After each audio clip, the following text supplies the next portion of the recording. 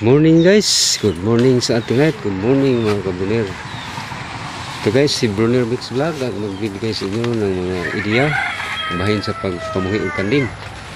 Ito nga tinanong nga sa amin guys at kita sa inyo karon kita nga ma-harvest. Hindi na harvest sunon po okay. Padong ta karon guys sa itong kanding kaya itong sabsabon aron busog. Ang tips ang title sa itong tips karon guys mao kining paano mabilis lumaki ang mga kambing. Sa ganitong paraan guys, kailangan nating pakainin ng mabuti ang mga kambing para malusog at mabilis lumalaki. Ito ang ating ideya para mabilis lang silang lumaki sa ating pag-aalaga. Ating alagaan mabuti guys ang ating mga hayop para sa oras ng panahon o takda ng panahon ng ating pangangailangan ay pwede nating madaling maibenta. Ito guys ang ating paligid, may mga bundok at may tower pa ng kuryente. At dito tayo guys magpapakain sa ating kambing sa gilid ng highway. Maraming damo dito. Tingnan natin si Manuel ay bilis kumain. Parang bago sa bagong lugar na pagkainan niya guys. Tingnan niyo guys, may mga gawad ng kuryente dito sa taas ng ating pinagpakainan ni Manuel. Kasi Manuel nakahintay sa atin may dumanaan pang sasakyan dito kasi nasa tabi tayo ng highway ng ating mga kambing guys para mabilis lumalaki at malusog. Ay pakainin natin ng mabuti, alagaan natin ng maayos. Pakainin sila ng hanggat kumakain. Tingnan niyo si Manuel kumakain ni Manuel. Si Manuel ay magdalawang taon na ito. Lapit na itong mabinta. Lapit na itong makapira kay Manuel. Ano guys,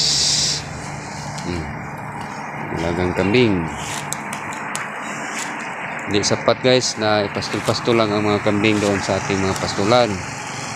Kailangan ang kambing na babantayan para malusog na ayos, para malakas si Manuel pag dumating ang panahon na may magpakasta sa kanya. Yung mga damong kinakain niya guys, ito yung makakabusog ni Manuel kasi hindi ito kadalasan na ipapakain sa ating mga alagang kambing. Ito yung mga paboritong pagkain ng kambing na hindi madalas namin pinakapakain. Yung kadalasan pagkain na pinakain nila doon lang sa pastulan. Wala ito sa pastulan ng mga pagkain na ito guys. At tamang-tama umuulan na ngayon, maraming damo na sa paligid. Ito nyo guys. Ito.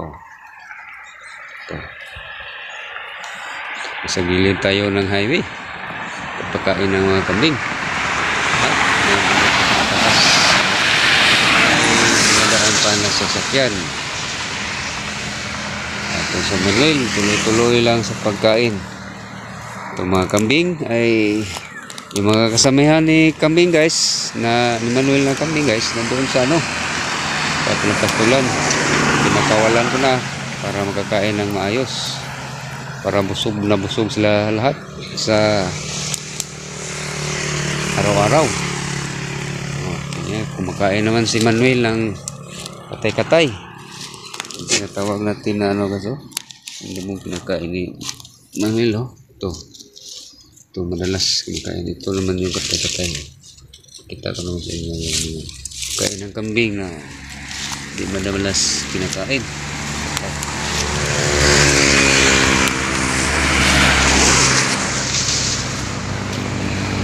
At shout out naman sa ating mga baguhang mga subscribers at viewers dito sa Visayas at minsan-minsan doon sa Mindanao at sa Luzon na rin at sa taga-ibang bansa.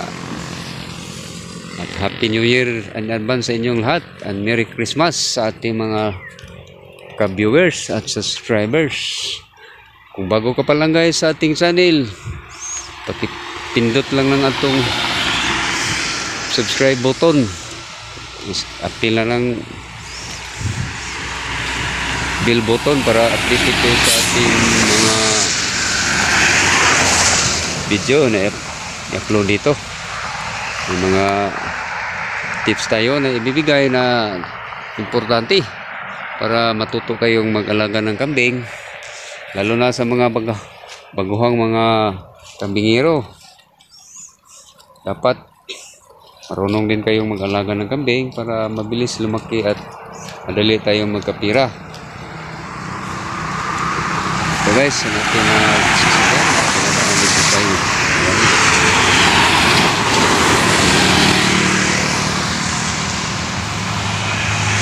Marami, nasa National Highway tayo, gilid. Si Manuel, tuloy-tuloy lang ang pagkain hanggang ito ay mabubusog. Pero Manuel, pati Manuel ay haba ang katawan nito. May lahi itong Anglo-Nubian si Manuel, kaya mahaba at manipis yung katawan. Iba yung Boer at saka ni Anglo-Nubian. Ang Boer ay makapal ang katawan, mataba. Yung Anglo-Nubian naman mahaba, ngunit manipis. At hanggang dito lang guys, ito si Brunner Mix Vlog. Thank you very much sa inyong walang sawang panonood sa ating YouTube channel.